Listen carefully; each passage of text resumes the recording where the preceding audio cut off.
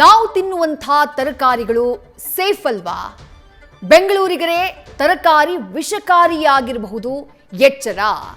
ಇಂಥದ್ದೊಂದು ಎಚ್ಚರಿಕೆಯನ್ನ, ಇಂಥದ್ದೊಂದು ವಾರ್ನಿಂಗ್ ಅನ್ನ ಕೊಡುವುದಕ್ಕೆ ಒಂದು ಪ್ರಮುಖವಾದಂತಹ ಕಾರಣ ಇದೆ. ಸದ್ಯಕ್ಕೆ ನ್ಯೂಸ್ ಫಸ್ಟ್ಗೆ ಲಭ್ಯವಾಗಿರುವಂತಹ ರಿಪೋರ್ಟ್, ಅಧ್ಯಯನ ವರದಿ ಆಘಾತವನ್ನು ಹುಟ್ಟಿಸ್ತಾ ಇದೆ. ಬದನೆಕಾಯಿ, ತೊಂಡೆಕಾಯಿ, ಮೆಣಸು ಎಲ್ಲವೂ ಅಪಾಯಕಾರಿ. ಅದರಲ್ಲೂ ಬೆಂಗಳೂರಿಗೆ ದೊಡ್ಡ ಮಟ್ಟದಲ್ಲಿ ಸಪ್ಲೈ ಆಗ್ತಾ ಇರುವಂತಹ ತರಕಾರಿಗಳಿವೆಯಲ್ಲ, ವಿಷಕಾರಿಯಾಗಿಯೇ ಸಪ್ಲೈ ಆಗ್ತಾ ಇವೆ ಎನ್ನುವಂತಹ ಆಘಾತಕಾರಿ ಮಾಹಿತಿ ಹೊರಗಡೆ ಬರ್ತಾ ಇದೆ. ಸಿಪಿಸಿಬಿಯ ಸ್ಫೋಟಕ ವರದಿ ಜನರನ್ನ ಬೆಚ್ಚಿ ಬೀಳಿಸ್ತಾ ಇದೆ. ಯಾಕಂದ್ರೆ ಬೆಂಗಳೂರಿನಲ್ಲಿ ಮಾರಾಟವಾಗ್ತಾ ಇರುವಂತಹ ತರಕಾರಿಗಳಲ್ಲಿ ಅಧಿಕ ಸೀಸದ ಅಂಶ ಪತ್ತೆಯಾಗಿದೆ. ಅಧಿಕ ಸೀಸದ ಅಂಶ ಇರುವಂತಹ ತರಕಾರಿಯನ್ನ ತಿಂದ್ರೆ ಏನಾಗುತ್ತೆ? ಬೇರೆ ಬೇರೆ ರೀತಿಯಾದಂತಹ ಅನಾರೋಗ್ಯಗಳು ಕಾಡುವುದು ಖಂಡಿತ. ಆವತ್ತು ನ್ಯೂಸ್ ಫಸ್ಟ್ ಮಾಡಿದ್ದಂತಹ ಅತಿ ದೊಡ್ಡ ವರದಿಗೆ ಇವತ್ತು ಸಾಕ್ಷ್ಯ ಸಿಕ್ಕಿದೆ. ನ್ಯೂಸ್ ಫಸ್ಟ್ ಆವತ್ತೇ ಎಚ್ಚರಿಸುವಂತಹ ಪ್ರಯತ್ನವನ್ನ ಮಾಡಿತ್ತು. ಪರಿಸರ ಹೋರಾಟಗಾರರು ಆವತ್ತೇ ಎಚ್ಚರಿಸುವಂತಹ ಪ್ರಯತ್ನವನ್ನ ಮಾಡಿದ್ರು. ಸರ್ಕಾರಕ್ಕೆ ಹಲವು ಸಂದರ್ಭಗಳಲ್ಲಿ ಆಗ್ರಹವನ್ನ ಮಾಡುವಂತಹ ಕೆಲಸವನ್ನ ಮಾಡಿದ್ರು. ಯಾವ ವಿಚಾರವಾಗಿ? ಕೆಸಿ ವ್ಯಾಲಿ ಹಾಗೆ ಹೆಚ್ಚಿನ ವ್ಯಾಲಿಗೆ ಸಂಬಂಧಪಟ್ಟ ಹಾಗೆ ನಿಮಗೆ ಗೊತ್ತಿರಬಹುದು, ಬೆಂಗಳೂರಿನಿಂದ ತ್ಯಾಜ್ಯ ನೀರು ಏನಿದೆ, ಬೆಂಗಳೂರಿನಲ್ಲಿ ಉತ್ಪತ್ತಿಯಾಗುವಂತಹ ತ್ಯಾಜ್ಯ ನೀರು, ಆ ತ್ಯಾಜ್ಯ ನೀರನ್ನ 2 ಹಂತಗಳಲ್ಲಿ ಸಂಸ್ಕರಣೆ ಮಾಡಿ ಶುದ್ಧೀಕರಿಸಿ ಅದನ್ನ ಕೋಲಾರ, ಚಿಕ್ಕಬಳ್ಳಾಪುರ, ಬೆಂಗಳೂರು ಗ್ರಾಮಾಂತರ ಜಿಲ್ಲೆಗಳಿಗೆ ಕಳುಹಿಸುವಂತಹ ಕೆಲಸ ಆಗ್ತಾ ಇದೆ. ಯಾವ ಕಾರಣಕ್ಕೆ ಅಂದ್ರೆ ಅಲ್ಲಿ ಅಂತರ್ಜಲ ಮಟ್ಟ ಸಂಪೂರ್ಣವಾಗಿ ಕುಸಿದಿರುವಂತಹ ಕಾರಣಕ್ಕಾಗಿ ಅಂತರ್ಜಲ ಮಟ್ಟವನ್ನ ಹೆಚ್ಚಿಸುವಂತಹ ಉದ್ದೇಶದಿಂದ ಸರ್ಕಾರ ಮಾಡಿದಂತಹ ಯೋಜನೆ. ಆದ್ರೆ ಇದೇ ಕೆಸಿ ವ್ಯಾಲಿ ನೀರನ್ನ, ಹೆಚ್ಚಿನ ವ್ಯಾಲಿ ನೀರನ್ನ ಬಳಕೆ ಮಾಡಿ ಬೆಳೆಗಳನ್ನ ಬೆಳೀತಾ ಇರೋದ್ರಿಂದ ಆ ಬೆಳೆಗಳು ವಿಷಕಾರಿಯಾಗ್ತಾ ಇವೆ ಎನ್ನುವಂತಹ ಆಘಾತಕಾರಿ ಮಾಹಿತಿ ಹೊರಗಡೆ ಬರ್ತಾ ಇದೆ. 2023ರಲ್ಲೇ ನ್ಯೂಸ್ ಫಸ್ಟ್ ಈ ಬಗ್ಗೆ ವರದಿಯನ್ನ ಮಾಡಿತ್ತು. ನ್ಯೂಸ್ ಫಸ್ಟ್ ಆವತ್ತು ಮಾಡಿದ್ದಂತಹ ವರದಿಗೆ ಇವತ್ತು ಸಾಕ್ಷ್ಯ ಸಿಕ್ಕಿದೆ. ಆಘಾತಕಾರಿ ಮಾಹಿತಿಯನ್ನ ಸಿಪಿಸಿಬಿ ಅವರು ಕೊಟ್ಟಿರುವಂತಹ ಅಧ್ಯಯನ ವರದಿ, ಆ ಅಧ್ಯಯನ ವರದಿ ಇಂಥದ್ದೊಂದು ಶಾಕಿಂಗ್ ಅಂಶವನ್ನ ರಿವೀಲ್ ಮಾಡಿದೆ. ಸುಮ್ಮನೆ ಅವರು ವರದಿಯನ್ನ ಕೊಟ್ಟಿಲ್ಲ, ಟೆಸ್ಟ್ ಮಾಡಿದ್ದಾರೆ. ಬೆಂಗಳೂರಿನಲ್ಲಿ ಲಭ್ಯವಾಗ್ತಾ ಇರುವಂತಹ, ಬೆಂಗಳೂರಿನ ಬೇರೆ ಬೇರೆ ಭಾಗಗಳಲ್ಲಿ ಮಾರಾಟವಾಗ್ತಾ ಇರುವಂತಹ ತರಕಾರಿಗಳು, ಆ ತರಕಾರಿಗಳನ್ನ ಪರಿಶೋಧನೆಗೆ ಕಳುಹಿಸಲಾಗಿದೆ, ಲ್ಯಾಬ್ಗೆ ಕಳುಹಿಸಿ ಟೆಸ್ಟ್ ಮಾಡಲಾಗಿದೆ. ಹಾಗೆ ಟೆಸ್ಟ್ ಮಾಡಲಾದಂತಹ ಸಂದರ್ಭದಲ್ಲಿ ಅದರಲ್ಲಿ ಸೀಸದ ಅಂಶ ಇರುವುದು ಬೆಳಕಿಗೆ ಬಂದಿದೆ. ಆ ರಿಪೋರ್ಟ್ ನಲ್ಲಿ ಇರೋದು ಏನು? ತರಕಾರಿಗಳಲ್ಲಿ ವಿಷಕಾರಿ ಅಂಶಗಳಿದ್ದಾವೆ ಅಂತ ಹೇಳಿ ಆ ವರದಿ ಹೇಳ್ತಾ ಇದೆ. ತರಕಾರಿಗಳಲ್ಲಿ ಅಪಾಯಕಾರಿಯಾದಂತಹ ಸೀಸದ ಅಂಶ ಮಿತಿಮೀರಿದಂತಹ ಪ್ರಮಾಣದಲ್ಲಿ ಪತ್ತೆಯಾಗಿದೆ ಅಂತ ಹೇಳಿ ಆ ವರದಿ ಹೇಳ್ತಾ ಇದೆ. ಎಲ್ಲೆಲ್ಲಿ ಪರಿಶೀಲನೆ ಮಾಡಲಾಗಿದೆ? ಬೆಂಗಳೂರು ನಗರ ಹಾಗೆ ಸುತ್ತಮುತ್ತಲಿನ ಜಿಲ್ಲೆಗಳಲ್ಲಿ ಬೆಳೆಯುವಂತಹ ತರಕಾರಿಗಳಲ್ಲಿ ಈ ಆಘಾತಕಾರಿಯಾದಂತಹ ಸೀಸದ ಅಂಶ ಪತ್ತೆಯಾಗಿರೋದು. ತನಿಖೆ ಮಾಡಿದ್ಯಾರು? ಅಧ್ಯಯನ ಮಾಡಿದ್ಯಾರು? ಕೇಂದ್ರ ಮಾಲಿನ್ಯ ನಿಯಂತ್ರಣ ಮಂಡಳಿಯ 5 ಸದಸ್ಯರು ಪರಿಶೀಲನೆಯನ್ನ ಮಾಡಿದ್ರು, ಅಧ್ಯಯನವನ್ನ ಮಾಡಿದ್ರು. ರಾಷ್ಟ್ರೀಯ ಹಸಿರು ನ್ಯಾಯಾಧಿಕರಣದ ಆದೇಶದ ಮೇರೆಗೆ ಈ ಪರಿಶೀಲನೆ ನಡೆಸಲಾಗಿತ್ತು. ಎಷ್ಟರ ಮಟ್ಟಿಗೆ ಈ ತರಕಾರಿಗಳು ಸೇಫ್ ಇದ್ದಾವೆ ಅನ್ನೋ ಬಗ್ಗೆ ಒಂದು ಅಧ್ಯಯನ ನಡೆಯುತ್ತೆ. ಎಲ್ಲೆಲ್ಲಿ? ನೆಲಮಂಗಲ, ದೊಡ್ಡಬಳ್ಳಾಪುರ, ಚಿಕ್ಕಬಳ್ಳಾಪುರ, ರಾಮನಗರ ಈ ಭಾಗದಲ್ಲಿ ಪರಿಶೀಲನೆ ಮಾಡ್ತಾರೆ.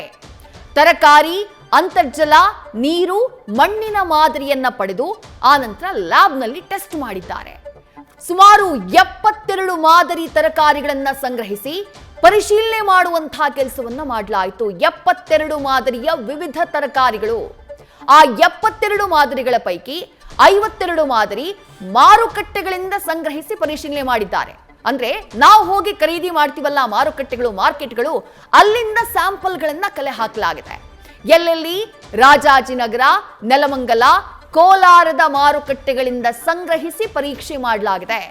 ಉಳಿದಂತಹ 20 ಮಾದರಿಗಳನ್ನ ಚಿಕ್ಕಬಳ್ಳಾಪುರ, ಕೋಲಾರದ ಹೊಲಗಳಿಂದ ನೇರವಾಗಿ ಸಂಗ್ರಹ ಮಾಡಲಾಗಿದೆ.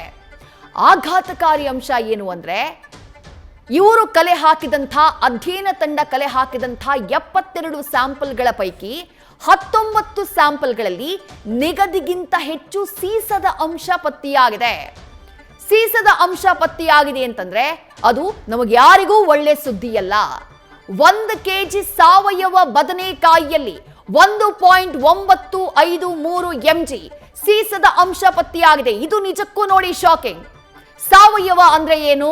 ಆರ್ಗ್ಯಾನಿಕ್ ಆಗಿ ಬೆಳೆಯೋದು, ಯಾವುದೇ ಗೊಬ್ಬರವನ್ನ ಹಾಕಲ್ಲ, ಯಾವುದೇ ರಸಗೊಬ್ಬರವನ್ನ ಹಾಕಲ್ಲ, ಸಾವಯವವಾಗಿ ಸ್ವಾಭಾವಿಕವಾಗಿ ನೈಸರ್ಗಿಕವಾಗಿ ಸಿಗುವಂತಹ ಗೊಬ್ಬರದಿಂದ ಬೆಳೆಯನ್ನ ಬೆಳೆಯಲಾಗುತ್ತೆ.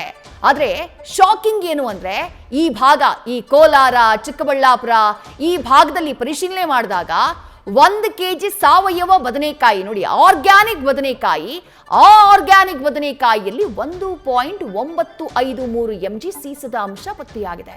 ಎಲ್ಲಿ ಬಂತು ಆರ್ಗ್ಯಾನಿಕ್? ಅದು ಈ 1.953 mg ಇದೆಯಲ್ಲ ಸೀಸದ ಅಂಶ, ಇದು FSSAI ಅಂದ್ರೆ ಆಹಾರ ಸುರಕ್ಷತಾ ಇಲಾಖೆ, ಗುಣಮಟ್ಟ ಹಾಗೆ ಭದ್ರತಾ ಇಲಾಖೆ, ಭದ್ರತಾ ಪ್ರಾಧಿಕಾರ, ಅವರು ನಿಗದಿ ಮಾಡಿದಂತಹ ಮಿತಿಗಿಂತ ಇದು 20 ಪಟ್ಟು ಅಧಿಕ.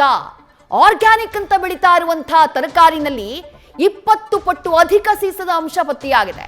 ಪರಿಶೀಲನೆ ಮಾಡುವಂತಹ ಸಂದರ್ಭದಲ್ಲಿ ತೊಂಡೆಕಾಯಿಯಲ್ಲಿ 18 ಪಟ್ಟು ಹೆಚ್ಚು ಸೀಸದ ಅಂಶ ಪತ್ತೆಯಾಗಿದೆ. ಬೀನ್ಸ್ ನಲ್ಲಿ 9 ಪಟ್ಟು ಹೆಚ್ಚು.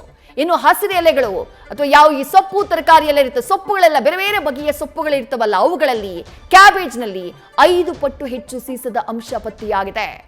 ಸೌತೆಕಾಯಿ, ಬಜ್ಜಿ ಮೆಣಸಿನಕಾಯಿ, ಹಾಗಲಕಾಯಿ, ಬೀಟ್ರೋಟು ಇವುಗಳಲ್ಲೂ ಕೂಡ ಸೀಸದ ಅಂಶ ಪತ್ತೆಯಾಗಿದೆ. ಕೇಂದ್ರ ಆಹಾರ ಸುರಕ್ಷತಾ ಹಾಗೆ ಗುಣಮಟ್ಟ ಪ್ರಾಧಿಕಾರ ನಿಗದಿಪಡಿಸಿದ್ದಕ್ಕಿಂತ ಅವರ ಒಂದು ಇಂಡೆಕ್ಸ್ ಏನಿದೆ, ಮಾನದಂಡ ಏನಿದೆ, ಅದಕ್ಕಿಂತ ಹೆಚ್ಚಿನ ಪ್ರಮಾಣದಲ್ಲಿ ಸೀಸ ಪತ್ತೆಯಾಗಿರೋದಿದೆಯಲ್ಲ, ಇದು ಆತಂಕಕ್ಕೆ ಕಾರಣ ಆಗಿದೆ. ಬೇರೆ ಬೇರೆ ಮಾದರಿಯ 10 ತರಕಾರಿ ಮಾದರಿಗಳಲ್ಲಿ ಕ್ರಿಮಿನಾಶಕದ ಅವಶೇಷಗಳು ಪತ್ತೆಯಾಗಿದ್ದಾವೆ. ಯಾವುದನ್ನ ಬೆಳೆ ರಕ್ಷಣೆಗಾಗಿ ಬಳಕೆ ಮಾಡಲಾಗುತ್ತೋ ಅವುಗಳ ಅಂಶ ಆ ತರಕಾರಿಗಳಲ್ಲಿ ಸಿಕ್ಕಿದ್ದಾವೆ. ಕೋಲಾರ, ಚಿಕ್ಕಬಳ್ಳಾಪುರ, ನೆಲಮಂಗಲದ ಹೊಲಗಳಿಂದ ಮಣ್ಣಿನ ಮಾದರಿಯನ್ನ ಪರೀಕ್ಷೆ ಮಾಡಿದ್ದಾರೆ. ಮಣ್ಣಿನ ಮಾದರಿಯನ್ನ ಸಂಗ್ರಹಿಸಿ ಮಣ್ಣು ಪರೀಕ್ಷೆಯನ್ನ ಮಾಡಿದಾಗ ಆ ಮಣ್ಣು ಕೂಡ ಕಲುಷಿತಗೊಂಡಿದ್ದಾಗಿ ವರದಿ ಬಂದಿದೆ. ಇದಕ್ಕಿಂತ ಆಘಾತಕಾರಿ ಸುದ್ದಿ ಏನು ಹೇಳಿ? ಈಗ ಸೀಸದ ಅಂಶ ಅತಿ ಹೆಚ್ಚಾಗಿರುವಂತಹ ತರಕಾರಿಗಳು ಬೆಂಗಳೂರಿನಲ್ಲಿ ಮಾರಾಟವಾಗ್ತಾ ಇವೆ. ಬೆಂಗಳೂರಿನಲ್ಲಿ ಜೀವನ ಮಾಡ್ತಾ ಇರುವಂತಹ 1 ಕೋಟಿಗೂ ಅಧಿಕ ಜನರ ಹೊಟ್ಟೆ ಸೇರ್ತಾ ಇವೆ. ಇದು ಶಾಕಿಂಗ್ ಸುದ್ದಿ. ಮತ್ತೊಂದು ಶಾಕಿಂಗ್ ಸುದ್ದಿ ಏನು ಅಂದ್ರೆ, ಆ ತರಕಾರಿಗಳನ್ನ ಸೇವನೆ ಮಾಡಿದಂತಹ ನಂತರದಲ್ಲಿ ಬೆಂಗಳೂರು ಇರಬಹುದು, ಜೊತೆಗೆ ಆ ತರಕಾರಿಗಳನ್ನ ಬೆಳೆಯುವಂತಹ ಬೆಂಗಳೂರಿನ ಹೊರಭಾಗದ ಜಿಲ್ಲೆಗಳಿದ್ದಾವಲ್ಲ, ಅಲ್ಲಿನ ಜನ ಅನಾರೋಗ್ಯಕ್ಕೀಡಾಗ್ತಿದ್ದಾರೆ. ಯಾವ ರೀತಿಯಾದಂತಹ ಅನಾರೋಗ್ಯಗಳು ಅವರಿಗೆ ಕಾಡ್ತಾ ಇರೋದು? ಸೀಸದ ಅಂಶ ಇರುವಂತಹ ಈ ತರಕಾರಿಗಳನ್ನ ಸೇವನೆ ಮಾಡ್ತಾ ಇರೋದ್ರಿಂದ 10 ಹಲವು ಗಂಭೀರ ಸ್ವರೂಪದ ಆರೋಗ್ಯ ಸಮಸ್ಯೆಗಳು ಅವರಿಗೆ ಕಾಡ್ತಾ ಇವೆ. ಆ ಆರೋಗ್ಯ ಸಮಸ್ಯೆಗಳು ಏನೇನು ಅನ್ನೋದನ್ನ ನೋಡ್ತಾ ಹೋಗೋಣ. ಮೊದಲನೇದಾಗಿ ಹಲವರಲ್ಲಿ ಕಿಡ್ನಿ ಸಮಸ್ಯೆ ಕಾಡ್ತಾ ಇದೆ.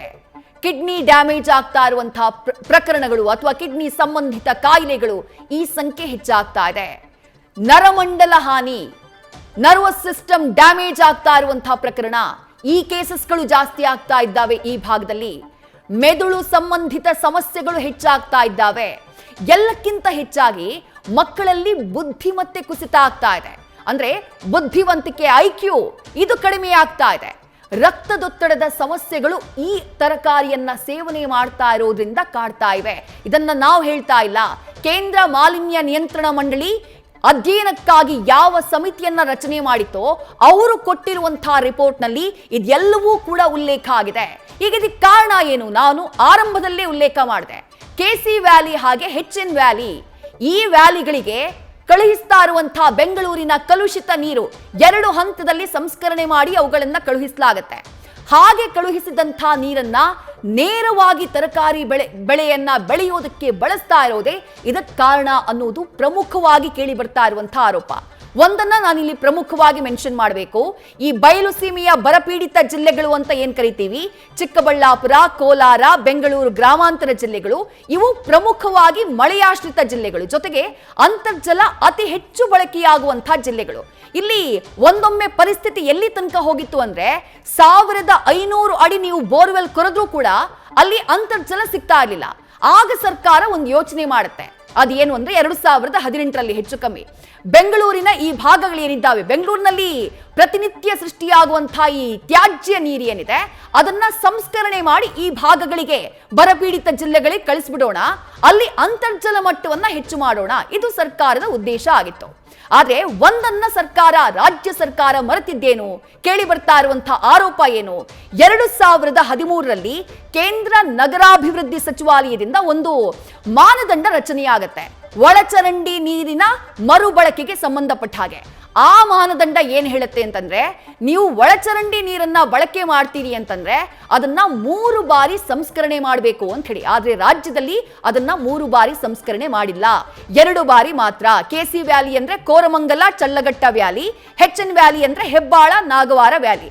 ಈ 2 ವ್ಯಾಲಿಗಳ ಮೂಲಕ ಈಗಾಗಲೇ ನೂರಾರು ಕೆರೆಗಳಿಗೆ ನೀರನ್ನ ತುಂಬಿಸುವಂತಹ ಕೆಲಸ ಆಗ್ತಾ ಇದೆ. ಆದ್ರೆ ಅದೇ ನೀರನ್ನ ಬಳಕೆ ಮಾಡಿ ಬೆಳೀತಾ ಇರುವಂತಹ ತರಕಾರಿಗಳಿಂದ ಬೆಂಗಳೂರಿಗರ ಆರೋಗ್ಯ ಸದ್ಯ ಆತಂಕದಲ್ಲಿದೆ. ನ್ಯೂಸ್ ಫಸ್ಟ್, ನಿರ್ಭೀತಿಯಿಂದ ನಿಮ್ಮ ಪರವಾಗಿ.